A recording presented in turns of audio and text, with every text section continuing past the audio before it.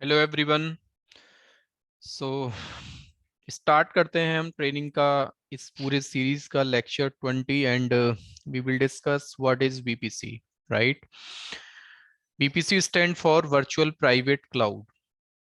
AWS में जितने भी सर्विसेज को आप गो थ्रू करते हैं तो सबसे पहला एक इम्पॉर्टेंट पॉइंट जो आपको याद रखना है, जिसकी हम लोग बात करते हैं कि एडब्ल्यूएस में इटसेल्फ सर्विस का प्रेजेंस क्या है।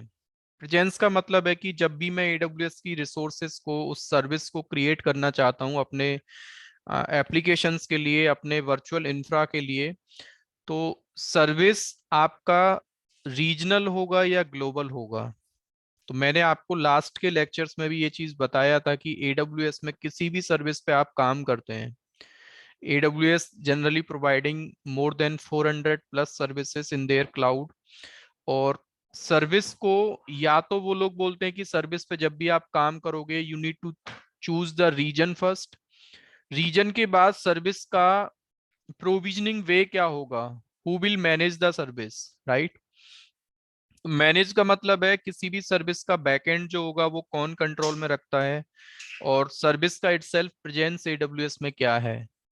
तो बीपीसी सर्विस की अगर आपसे कोई पूछे, AWS में जो बीपीसी सर्विस आपका है, इसको कस्टमर इसका बैकएंड मैनेज कर सकता है कि नहीं, तो आपको तो ये हर एक सर्विस में याद रखना है, AWS के किसी भी सर्विस में कस्टमर मैनेज आपको राइट्स नहीं मिल रहे हैं। बैकएंड 100% पब्लिक क्लाउड में जो मैनेज किया जाता है वो आपका क्लाउड प्रोवाइडर के थ्रू। पहली चीज, सर्विस का प्रेजेंस क्या है, तो बीपीसी सर्विस जो आपका है वो रीजनल है। दो चीजें आपको ध्यान रखना है कि सर्विस रीजनल है या फिर ग्लोबल है। रीजन का मतलब है AWS के बीपीसी सर्विस के किसी भी रिसोर्स को आप क्रिएट करना चाहते हैं, सबसे पहले you will have to choose the region first. तो जियोग्राफिक जब हम लोकेशंस की बात करते हैं तो AWS बोलता है कि at present we have the 26 regions जहां पे जाके आप अपने सर्विसेज को प्रोविजन कर सकते हैं। तो BPC service means it's a regional service, right. And why we use the BPC, जिस सर्विस पे आप काम करना चाहते हैं उस सर्विस को हम यूज कौन से कंडीशंस में, what are the best practice scenarios जिनके लिए हम बीपीसी सर्विस का यूज कर सकते हैं। तो एक सिंपल सा डेफिनेशन मैंने यहाँ पे लिखा हुआ है आपके सामने। डेफिनेशन आपका है, Amazon virtual private cloud enables you to launch AWS resources into a virtual network that you have defined। अब यहाँ पे बात होती है कि AWS रिसोर्सेस को अगर मेरे को लॉन्च करना है, देखो सबसे पहले आप ये अंडरस्टैंड करें कि जब भी हम एक ऑन प्रेमाइसेस डेटा सेंटर में काम करते हैं और जो AWS या फिर क्लाउड में जो इंफ्रा आप अपना सेटअप करने वाले हैं, दोनों में डिफरेंस क्या है। ऑन प्रेमाइसेस भी मैं आपसे बात करता हूं तो you require the server, you require the load balancer, you require the gateways, you require the router, you require the database instances, right। सो बहुत सारी चीजों की आपको ऑन प्रेमाइसेस भी डिमांड होता है एक एप्लीकेशन को रन करने के लिए। सेम चीज अगर मैं आपसे क्लाउड में बात करता हूं कि अगर मैं अपने सर्वर्स को क्रिएट करना चाहता हूं, लोड बैलेंसर में क्रिएट करना चाहता हूं, ऑटो स्केलिंग ग्रुप में क्रिएट करना चाहता हूं, यानी कि एक एप्लीकेशन के लिए एक इंफ्रा जो आपको डिमांड होता है। अब हो सकता है कि एप्लीकेशन को हाई अवेलेबिलिटी देना है, स्केलेबिलिटी आपको देना है, उस एप्लीकेशन को आईपी कहां से मिलेगा, एप्लीकेशन जिस सर्वर पे चलेगा उसको आईपी कहां से मिलेगा। इन सब चीजों का आपको अगर एक आइडिया लेना है कि AWS में मैं एक इतना बड़ा इंफ्रा सेटअप करने वाला हूं, तो आप कंपनीज में भी जब ऑन प्रेमाइसिस डेटा सेंटर में काम करते हैं तो जनरली आपके सामने ना एक चैलेंज ये होता है कि how many servers and how many gateways, how many load balancer, और फिर उनके आईपीज मेरे को क्या लेने होंगे। सेम ऑर्डर में AWS क्लाउड में भी आपको अपने इंफ्रा के लिए कस्टम नेटवर्क सेटअप करने का जरूरत पड़े। आप बोलते हैं कि सर AWS हमको ऑलरेडी एक नेटवर्क हर एक रीजन में बना के देता है, जिसका डिफॉल्ट जो रेंज है दैट इज 172.31.0.0/16 के साथ। क्वेश्चन यहाँ पे ये निकल के आता है कि मैं क्या अपने इंफ्रा के जो रिसोर्सेस मेरे होंगे, मेरे को सर्वर्स की डिमांड होती है, सर्वर्स के बाद लोड बैलेंसर मेरे को चाहिए होता है, ऑटो स्केलिंग ग्रुप मेरे को चाहिए, डेटाबेस मेरे को चाहिए होगा, मल्टीपल टाइप्स के फिर फर्दर मेरे को सर्वर्स जरूरत पड़ेंगे। तो क्या एवरी टाइम एडब्ल्यूएस ने जो मेरे को डिफॉल्ट नेटवर्क बना के दिया है उससे ही मेरे को अपना एप्लीकेशन प्रोविजनिंग, सर्वर प्रोविजनिंग मेरे को करना पड़ेगा? तो आंसर तो मैं कहने को यस बोल सकता हूं, but most of the time customer क्या डिमांड करते हैं कि क्या हम AWS क्लाउड में अपना प्राइवेट नेटवर्क सेटअप कर सकते हैं। जो नेटवर्क हम लोग अपने ऑन प्रेमाइसिस डेटा सेंटर में करते हैं, जो रेंज हम अपने प्राइवेट नेटवर्क में रन करना चाहते हैं, क्या वो same setup just for the security reason, हम चीजों को प्राइवेट चाहते क्यों हैं कि अननेसेसरी कोई मेरे सर्वर्स को लॉगिन ना कर ले, जो नेटवर्क में डिफाइन करके चलूंगा उस नेटवर्क को मेरे परमिशन के बिना कोई एनोनिमस यूजर, इंटरनेट का यूजर एक्सेस ना कर ले। That's why we want to create the private network. अब प्राइवेट भी हमें चाहिए क्यों? AWS देखो सिंपल आपसे क्या बोलता है कि जिस चीज को आप एक रीजन बोलते हैं ना, that is the common data centre for and customers. यानी कि AWS के लेट सपोज मुंबई वाले रीजन में IBM ने बोला कि मेरे को अपना इंफ्रा सेटअप करना है, सेम HCL ने बोला, सेम पेटीएम ने बोला, सेम इन्फोसिस ने बोला। You have the 4 different customers जो अपने रिसोर्सेज को एक सेम कॉमन डेटा सेंटर में रन करते हैं। क्वेश्चन यहाँ पे ये आता है कि आपस में इनके रिसोर्सेज कॉन्फ्लिक्ट ना करें, how we can segregate the resources according to customer. तो AWS आपसे सिंपल क्या बोलता है कि जब भी आप एक एडमिन अकाउंट सेटअप करते हैं ना, to provision the services in AWS cloud, we generally provide the 12 digit account number for every customer. अगर IBM अपना अकाउंट सेटअप करता है तो उसके अकाउंट की रिसोर्सेज को यूनिकली आइडेंटिफाई करने के लिए we are providing the 12 digit account number. But question यहाँ पे ये आता है कि IBM भी अपने रिसोर्सेज को मुंबई की डेटा सेंटर में प्रोविजन करना चाहता है, same HCL, Infosys and Paytm. तो ये अपने नेटवर्क को कैसे मैनेज कर सकते हैं, how they create the custom network? तो AWS आपसे बोलता है कि मैं आपको एक सर्विस दे रहा हूं जिसका नाम है BPC। IBM, HCL जितने भी कस्टमर है ना, वो अपना खुद का एक कस्टम नेटवर्क अगर सेटअप करना चाहते हैं। अब कस्टम नेटवर्क हम सेटअप क्यों करना चाहते हैं? पहली चीज, to create the resources privately. इसका आंसर होता है to create the resources privately. यानी कि IBM चाहे तो अपने अकाउंट में जाके किसी भी रेंज का जो प्राइवेट नेटवर्क है वो क्रिएट कर सकता है, सेम ऑर्डर में अदर कस्टमर्स ऑल्सो। फायदा इससे क्या होगा कि आपको जो रिसोर्सेस क्रिएट करने का एक फ्लेक्सिबिलिटी मिल रहा है, वो मिल रहा है आप जो नेटवर्क चाहते हैं उसके अंदर आप अपनी रिसोर्सेस को प्रोविजन कर सकते हैं, जिससे कि HCL आपकी रिसोर्सेस को एक्सेस ना कर ले, IBM आपकी रिसोर्सेस को एक्सेस ना कर ले, इन्फोसिस आपके रिसोर्सेस को एक्सेस ना कर ले। क्योंकि प्राइवेट का मतलब होता है कि जो नेटवर्क मैंने बनाया है, तो AWS में ना रिसोर्सेस को प्राइवेटली कॉन्फ़िगर करने का या आइडेंटिफाई करने के दो तरीके हैं।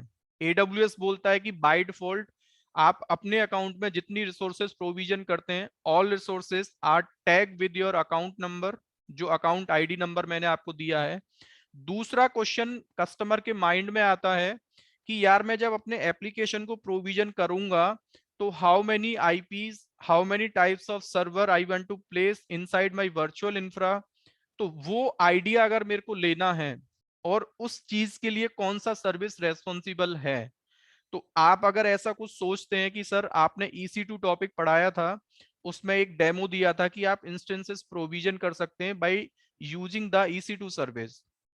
लेकिन एक चीज आपको ये ध्यान रखना है, EC2 सर्विस का नेटवर्किंग लेयर कौन सा सर्विस है, who will provide the IP addresses. क्या EC2 सर्विस आपके सिस्टम्स को, आपके लोड बैलेंसर को, आपके लिए गेटवे, डीएचसीपी ये सब कुछ अवेलेबल करा सकता है? तो आंसर है नो। मतलब AWS इटसेल्फ आपसे बोल रहा है कि EC2 service has the dependency on BPC service. या फिर आप ऐसा भी बोल सकते हैं, EC2 सर्विस का जो नेटवर्किंग लेयर है, नेटवर्किंग लेयर मतलब जो नेटवर्क आपके पूरे इंफ्रा को एंड टू एंड जो प्रोवाइड करके दे रहा है ना, दैट इज BPC सर्विस।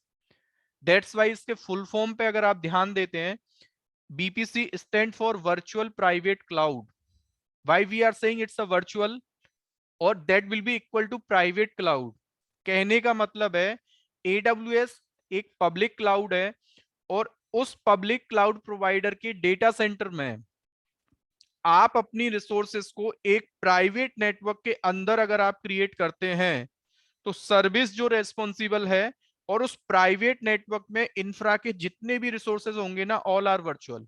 कहने का मतलब है ये, यानी कि वर्चुअल प्राइवेट क्लाउड का सीधा सा मतलब हो गया, whenever we are deploying the resources inside the public cloud, but all the resources provisioned as a private cloud, कि हमने उन रिसोर्सेज को प्राइवेट क्लाउड में कॉन्फ़िगर किया है। और AWS आपसे बोलता है I am not providing dedicate resource, that's why we are saying it's a virtual private cloud. Network virtual होगा, गेटवेज वर्चुअल होंगे, एवरीथिंग इज वर्चुअल। तो सर्विस आपसे पूछा जाए कि BPC सर्विस का यूज केस क्या है AWS में, तो आप सिंपल आंसर कर सकते हैं, it's a complete network service.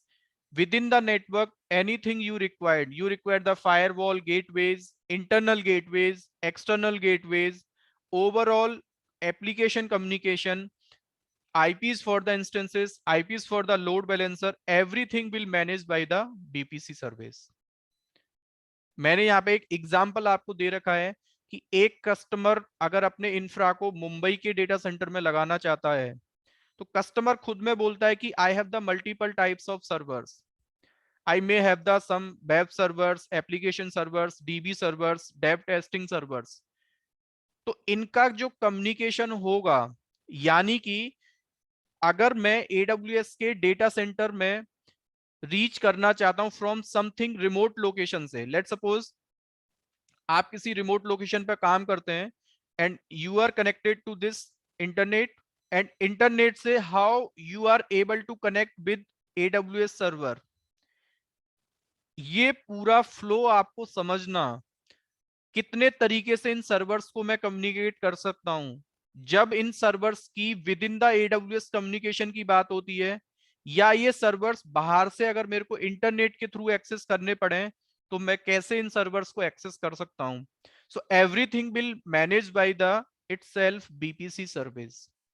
तो हर एक AWS का जो सर्विस है ना, आपस में जब भी आप उसके एप्लीकेशन प्रोविजन करते हैं, कुछ भी AWS में कॉन्फ़िगरेशन आप करते हैं XYZ, आपको बहुत सारी चीजों का प्लान करना पड़ेगा वेल इन एडवांस।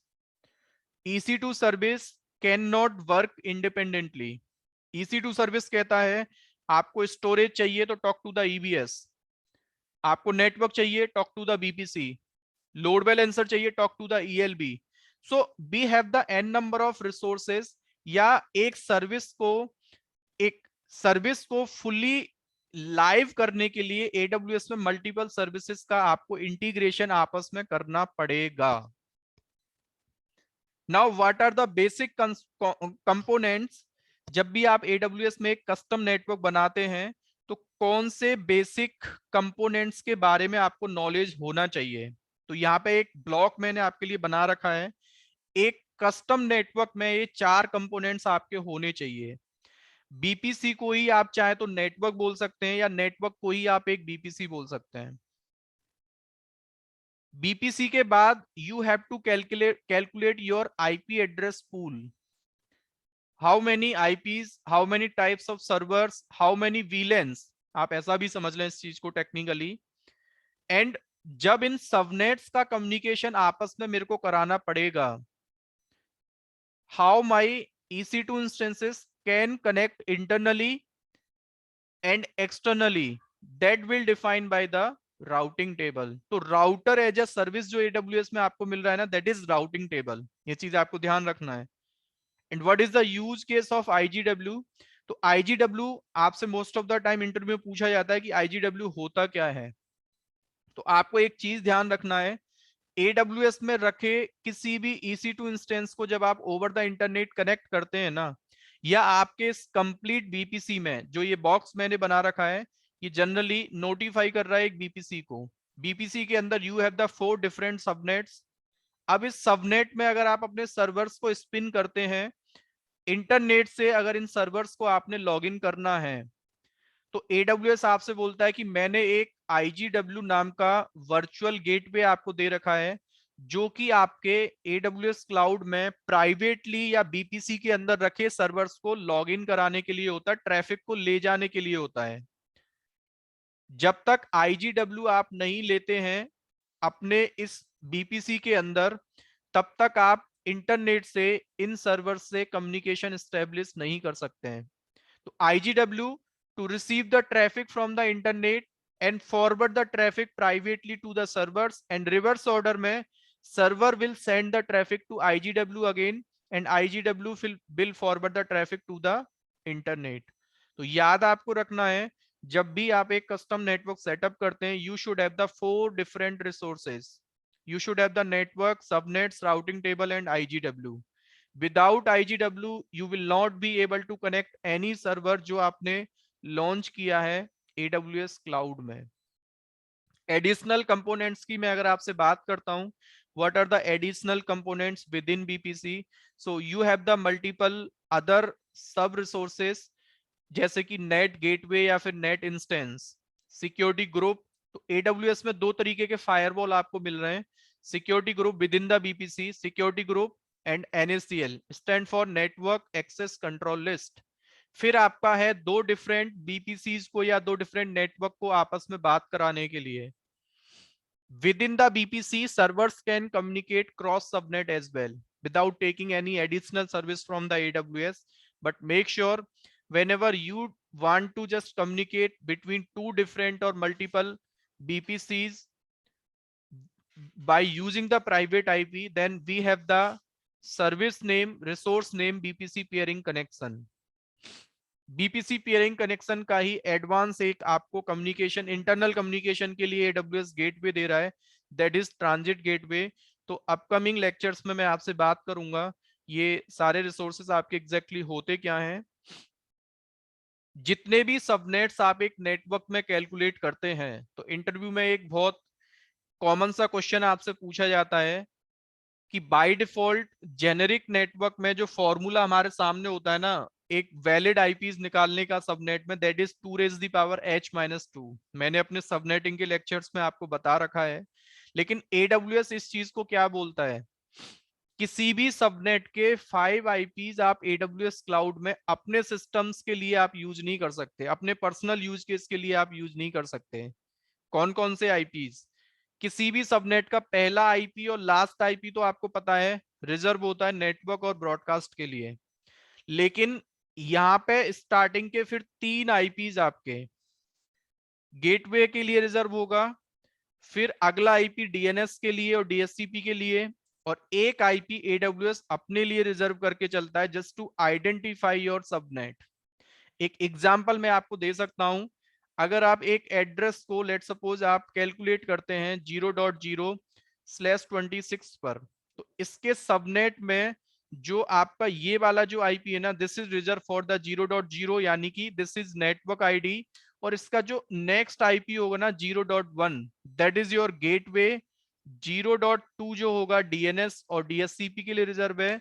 0.3 आपका जो है that is reserve for the AWS internal use case, और लास्ट जो आईपी आपका होता है 0.63, this is reserve for the broadcast. यानी कि हर एक सबनेट में AWS क्लाउड में we can not use 5 IPs for each subnet, ये चीज आपको ध्यान रखना है, ठीक है। आप अपने सिस्टम पे 0.1 नहीं ले सकते हैं EC2 इंस्टेंस के लिए, 2 नहीं ले सकते हैं, 3 नहीं ले सकते हैं, ठीक है। यानी कि 4 से आप चाहें तो 0.4 can be the valid IP for your EC2 instance। Same order में how many types of IP addresses we have within AWS? So you have the 3 different types of IP addresses. Private IP का मतलब है this is the actual IP of your server. Customer इसको manage कर सकता है। जो आपके system का एक्चुअल आईपी होता है, जो ईटीएच पे आपको इथरनेट कार्ड के साथ जो आपको मिलता है, that is private IP. Public IP है just to access your AWS resources over the internet. But public IP का एडब्ल्यूएस आपसे बोलता है it's a free of cost IP but not the static. You have the certain scenarios जिनमें कि आपका public IP change हो सकता है। एक EC2 इंस्टेंस को अगर आप शट डाउन करके स्टार्ट करेंगे तो your public IP will change. ये चीज आपको ध्यान रखना है। तो at the time of server creation you will have to choose whether you want the public IP for your server or not। आपने बोला कि पब्लिक आईपी मेरे सर्वर का अगर चेंज हो जाता है और मैंने उस पब्लिक आईपी को अगर डीएनएस के कॉन्फ़िगरेशन में कहीं भी डिक्लेयर कर रखा होगा, so that will create the issue, my application will not be accessible from the internet, anonymous user will report the issue for my application। In that case you have the option to choose the elastic IP option for your server, application और load balancer। AWS आपसे बोलता है कि elastic IP भी public होता है but that will not change at any cost. जब तक आपने इलास्टिक आईपी ले रखा है, that is the static public IP, वो कभी आपका चेंज नहीं होगा अनटिल अनलेस आप उसको डिलीट ना कर दें। तो when ever you need the static public IP in AWS, तो आप हमेशा ऑप्शन चूज करेंगे इलास्टिक आईपी का। ठीक है, तो छोटा सा एक ओवरव्यू मैंने आपको दिया है बीपीसी सर्विस का। AWS में यूज केस क्या है, just to create your resources privately. जो कस्टम नेटवर्क आप चाहते हैं उस नेटवर्क को यूज करके आप अपनी रिसोर्सेज को जब AWS में क्रिएट करना चाहते हैं तो नेटवर्क से आपको सबसे पहले स्टार्ट करना होता है अपना इंफ्रा प्लानिंग। दैट्स वाई मैंने बीपीसी सर्विस को सबसे पहले पिक किया है। चाहने को हम स्टोरेज भी स्टार्ट कर सकते थे, लेकिन आपके कंपनी में चाहे आप ऑन प्रेमाइसेस काम करते हैं चाहे AWS क्लाउड में आप काम करते हैं, नेटवर्क इज मोस्ट इंपॉर्टेंट। ये आपका एक ऐसा कॉन्फ़िगरेशन होता है जिसको आप डेली क्रिएट नहीं कर सकते, डेली आप डिलीट नहीं कर सकते। नेटवर्क का प्लानिंग हमेशा किया जाता है to keep the information present. Information आपको क्या चाहिए, कितने आईपीस की रिक्वायरमेंट है एंड फ्यूचर में आपको कितने आईपीस की रिक्वायरमेंट होने वाली है। इन दोनों चीजों को माइंड में रखते हुए हम अपने नेटवर्क को डिजाइन करते हैं। ठीक है, तो आने वाले लेक्चर्स में मैं आपको बताऊंगा कि आप एक अपना नेटवर्क कैसे क्रिएट कर सकते हैं बेस्ड ऑन IPv4 और IPv6। तो दोस्तों मिलते हैं नेक्स्ट लेक्चर के साथ, that will B lecture number 21। Thanks for watching.